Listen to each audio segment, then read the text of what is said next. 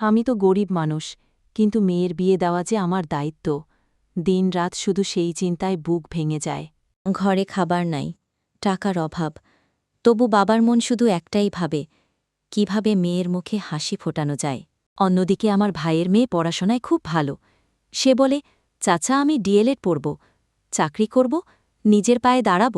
সেভাবে মেয়েরা শুধু সংসার গড়ার জন্য নয়, তারা নিজের শক্তিতেও সম্মান পেতে পারে।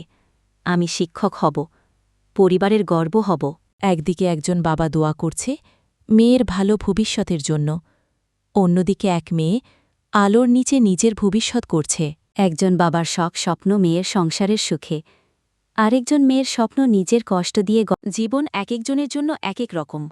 কারো কাছে দায়িত্ব বড়, কারো কাছে স্বপ্ন বড়, কিন্তু শেষ কথা একটাই, সবার ইচ্ছে ভালোভাবে বাঁচা। একজন বাবার কষ্টে আরেকজন মেয়ের সংগ্রামে লুকিয়ে আছে জীবনের সত্যি শিক্ষা।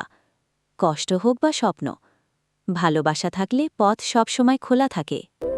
লাইক সাবস্ক্রাইব করবেন। ধন্যবাদ। এরপর কি নিয়ে ভিডিও বানাবো কমেন্টে বলো প্লিজ। ফজরের নামাজ হল আল্লাহর রহমতের প্রথম দরজা। ভোরের নিস্তব্ধতায় মানুষ উঠে দাঁড়ায় আল্লাহর ডাকে। কেউ টুপি পরে, কেউ গামছা দিয়ে মাথা ঢাকে। শিশু থেকে বৃদ্ধ মসজিদমুখী হয়। আজানের সুর মনকে ছুঁয়ে যায়। নামাজ শেষে সবাই দোয়া করে, দিনের শুভ শুরু কামনায়। ফজরের নামাজের পর কুরআন পড়া হল রুহের খাদ্য। প্রতিটি অক্ষরে আছে সাওয়াব। বাবা মা সন্তানদের কুরআন শেখায়, ছোটরা উচ্চারণ করে আয়াত পড়ে। এ সময় ঘরে শান্তি নেমে আসে। দুপুরে সূর্য যখন তপ্ত, তখন আসে জোহরের নামাজ। কর্মব্যস্ত মানুষ কাজ থামিয়ে দাঁড়ায় আল্লাহর সামনে। দোকানদার দোকান বন্ধ করে, কৃষক খেতে কাজ থামিয়ে মসজিদে আসে।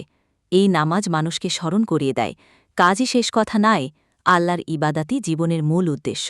আসরের নামাজের সময় ছোটরা খেলা থামিয়ে মসজিদে ছুটে যায়, বড়রা কাজ রেখে নামাজে দাঁড়ায়। নামাজ শেখায় সময়ের মূল্য বুঝতে। যেমন খেলায় মেতে থাকলেও আজান শুনে নামাজ পড়তে হয়, তেমনি জীবনের প্রতিটি কাজের মাঝে আল্লাহকে অগ্রাধিকার দিতে হয়। সূর্যাস্তের পরপরই মাগরিবের নামাজ। এই নামাজে বাবা মা সন্তান সবাই একসাথে দোয়া করে। কেউ দোয়া করে রিজিকের জন্য, কেউ সুস্থতার জন্য। মাগরিবে পরিবারের উষ্ণতা মিশে থাকে। ঘরে ফিরে সবাই একসাথে খাওয়া দাওয়া করে, আল্লাহর রহমতে সন্তুষ্ট হয়। দিনের শেষ ইবাদাত হল এশার নামাজ। নামাজ শেষে মুসল্লিরা দোয়া করে, হে আল্লাহ, আমাদের দিনকে ক্ষমা করো, রাতকে শান্তিময় করো। ঘরে ফিরে পরিবার আবার কুরআন পড়ে, ছোটরা দোয়া করে মা বাবার জন্য। তারপর সবাই ঘুমিয়ে যায় আল্লাহর জিকির করতে করতে। 5 ওয়াক্ত নামাজ ও কুরআন শরীফ পড়া শুধু নিয়ম নয়, এটি আমাদের জীবনের আলো। নামাজে আছে শৃঙ্খলা, কুরআনে আছে পথ নির্দেশ।